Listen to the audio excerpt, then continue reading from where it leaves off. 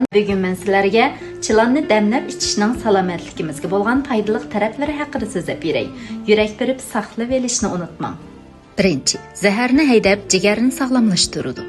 Tadqiqotda ma'lum bo'lishicha, har kuni chilan chayi ichsa, jigar quvvatlanadi ekan. Bu jigar iqtidori nacharroq kishilarga mos keladi. Agar har kuni bir stakandan chilan suvi ichishni davomlashtirsa, badandagi gemoz anin ko'payib, jigar sog'lomlashib, zahar haydash unimiga yetkili bo'ladi ekan. Ikkinchi, nervini tinchlantirib, uyquni yaxshilaydi.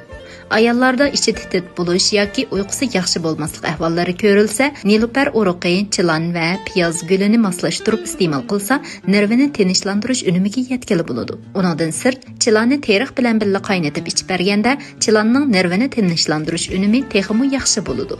Uchinchi, yo'talni to'xtatib, o'pkani namlashtiradi.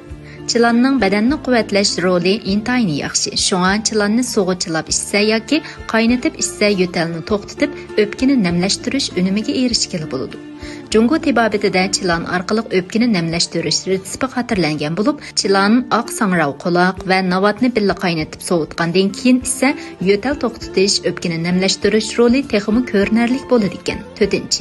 Suvga chilangan chilanni qo'rsoq och vaqtda iste'mol qilsa, uzuqliq moddalarining qabul bo'lishi texmi yaxshi bo'ladi. Har kuni uxlashdan burun chilanni qaynoq suvga chilab qo'yib, ikkinchi kuni iste'mol qilsa bo'ladi. Buni bir mazgil davomlashtirganda teridagi dog' suslaydi. Biroq diqqat qilishga tegishliki, chilanni suvga chilaganda uruqni cho'qim elib etish lozim. Bo'lmasa, badanda osonlik quruq issiq ahvoli ko'riladi.